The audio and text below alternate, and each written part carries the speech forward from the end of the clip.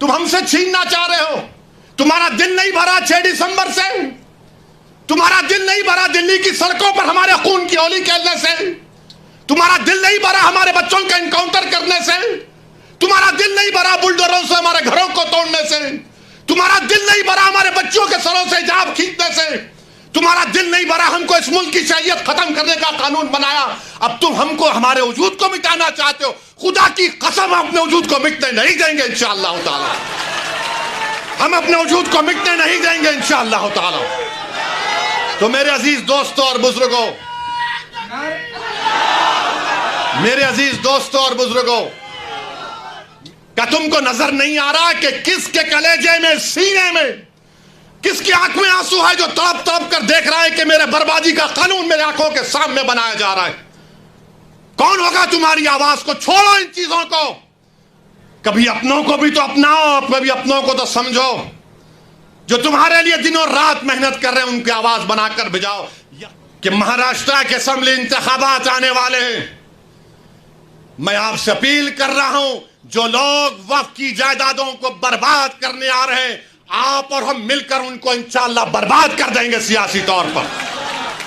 मेरी आपसे अपील है कि मैं यकीनन कह रहा हूं कि इस महाराष्ट्र की विधानसभा में आपको, इम्तियाज जलील को और मंजलिस के नुमाइंदों को भिजाना जरूरी है। तुम्हारी आवाज हो। देखेंगे तो हर तरीके से, हर जाविये से आप देख रहे हैं कि जायदाद को मुसलमानों से छीन लिया जाए। अच्छा, जितने मुतवल्ली हैं, सेक्शन 61 में अगर कलेक्टर मुतवल्ली साहब को लगे, मुतवल्ली ये दरगाह और मस्जिद को बोल दो एक तुम्हारी नहीं है, लिख कर दो जल्दी।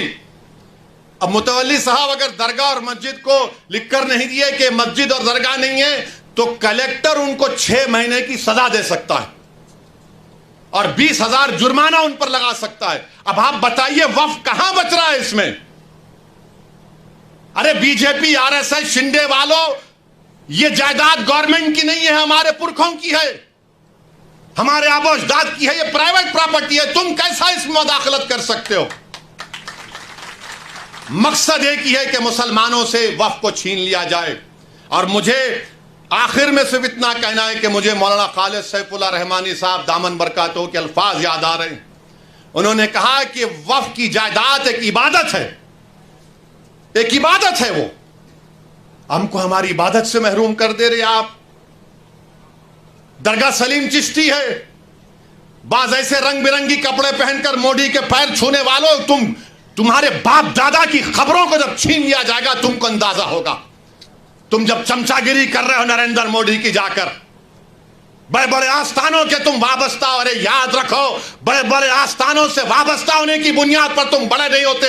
अल्लाह का खौफ और उसके हबीब से मोहब्बत तुमको बड़ा बनाती। वहां जाकर बोले नहीं ऐसा नहीं है। अरे तुम्हारे बाप का है ये वक्फ, तुम्हारे बाप का वक्फ है ये अल्लाह के नाम पर किया गया वक्फ है। इसका मालिक अल्लाह है, सुबह क़यामत तक इसका मालिक अल्लाह रहेगा। मगर ये लोग जाकर चापलूसी कर रहे हैं, चमचागिरी कर रहे हैं। तो मेरे अजीज दोस्तों और बुजुर्गों, ये चीजों को देखकर मेरी आपसे अदबन गुजारिश है कि आप लोग all India Muslim personal law board ने जो फैसला लिया है कि आप इस कानून के खिलाफ आप लोग QR कोड के जरिए या अपने लेटर के जरिए या ईमेल के जरिए आप जॉइंट वर्किंग कमेटी को भिजाइए, अपना प्रोटेस्ट लॉन्च करिए। 15 सितंबर तक आखिरी तारीख है, या तो अंग्रेजी में होगा या हिंदी में होगा। मेरी आपसे गुजारिश है कि इसका आगे बढ़कर हिस्सा लीजिए। याद रखो मुसलमानों, हमने एक मस्जिद को खो दिया, तुम और कितनी मस्जिदों को खोने के लिए तैयार हो? एक मस्जिद को हमने खो दिया। याद रखो, अगर ये खुदा ना खास्ता कानून बनेगा तो सिर्फ काशी मथुरा नहीं, कोई मस्जिद नहीं बचेगी भारत में, जो झगड़े शुरू हो जाएंगे। मस्जिदों को बंद कर दिया जाएगा, कलेक्टर बोलेगा नहीं मस्जिद नहीं है, खानकाहों को, दरगाहों को बंद कर दिया जाएगा। इस तरह का गंदा कानून नरेंद्र मोदी बना रहे हैं। और अजीत पवार का मैंने एक इंटरव्यू पढ़ा अखबार में, उन्होंने कहा कि हम महाराष्ट्र के विकास के लिए मोदी का साथ दे रहे हैं, सेकुलरिज्म पर हम कॉम्प्रोमाइज नहीं करे। तो अजीत पवार, अगर सेकुलरिज्म तुम में जिंदा है तो तुम खुलकर इसकी मुखालिफत करो, बोलो तुम जाकर मोदी को यह कानून गलत है। जो छत्रपति शिवाजी को मानने वाले हैं, क्या तुम भूल गए कि छत्रपति शिवाजी ने रत्नागिरी में उस दरगाह को 652 एकड़ जमीन दी थी? ये कौन सी तुम्हारी मोहब्बत है? ये हमारी जमीन है, हमारी जायदाद है, अल्लाह के नाम पर इसका मालिक अल्लाह है। तुम हमसे छीनना चाह रहे हो। तुम्हारा दिल नहीं भरा 6 दिसंबर से? तुम्हारा दिल नहीं भरा दिल्ली की सड़कों पर हमारे खून की होली खेलने से? तुम्हारा दिल नहीं भरा हमारे बच्चों का एनकाउंटर करने से? तुम्हारा दिल नहीं भरा बुलडोजरों से हमारे घरों को तोड़ने से? तुम्हारा दिल नहीं भरा हमारे बच्चों के सरों से हिजाब खींचने से? तुम्हारा दिल नहीं भरा हमको इस मुल्क की शरीयत खत्म करने का कानून बनाया? अब तुम हमको हमारे वजूद को मिटाना चाहते हो। खुदा की कसम अपने वजूद को मिटने नहीं देंगे इंशाअल्लाह ताला। हम अपने वजूद को मिटने नहीं देंगे इंशाअल्लाह ताला। तो मेरे अजीज दोस्तों और बुजुर्गों,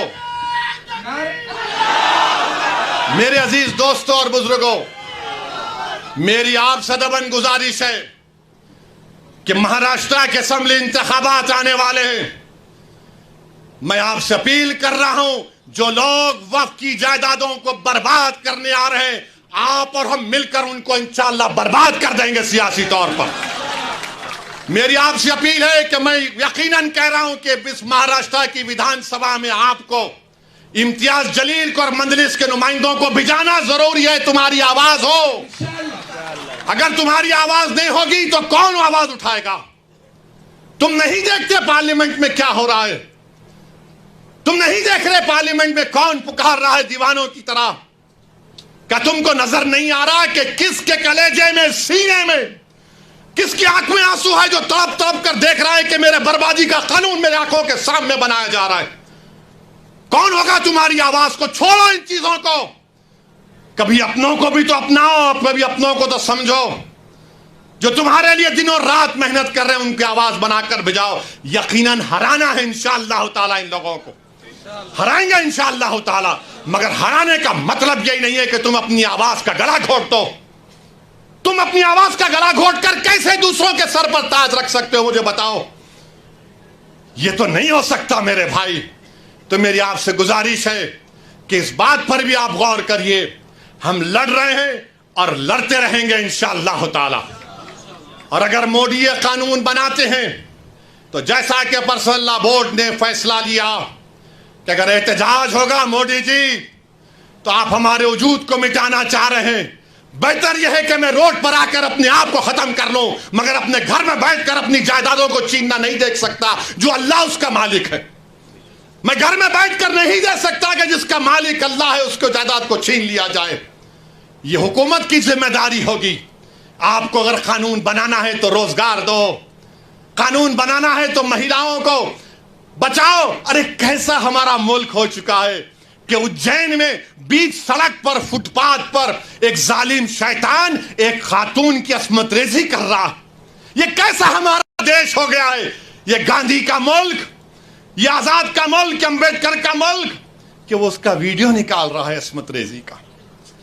ये कैसा हमारा वतन हो गया है जब हमने अंग्रेजों से कंधे से कंधा मिलाकर जलियांवाला बाग में अपनी जानों को दे दिया। हमने काला पानी की सजाएं हमारे हिंदू भाइयों के साथ काटी। आज एक अशरफ मुनियार को ट्रेन के डब्बे में पीटा जाता है तो कोई उफ नहीं बोलने तैयार। बचाना तो छोड़ो, कोई उफ बोलने के लिए तैयार नहीं है। याद रखो, जब आप अपनी लड़ाई नहीं लड़ेंगे कोई तुम्हारी लड़ाई नहीं लड़ेगा। तुम्हारी लड़ाई तुमको लड़ना पड़ेगा। तुम 70 साल से सोच सोच कर धोखा खा चुके हो कि कोई और हमारी लड़ाई लड़ेगा। नहीं मेरे भाई, तारीख में अगर नाम लिखा जाना है तो यह वक्त है अपनी लड़ाई लड़ने का। यही वक्त है अपने वोट से अपने नुमाइंदों को औरंगाबाद से भिजाने का।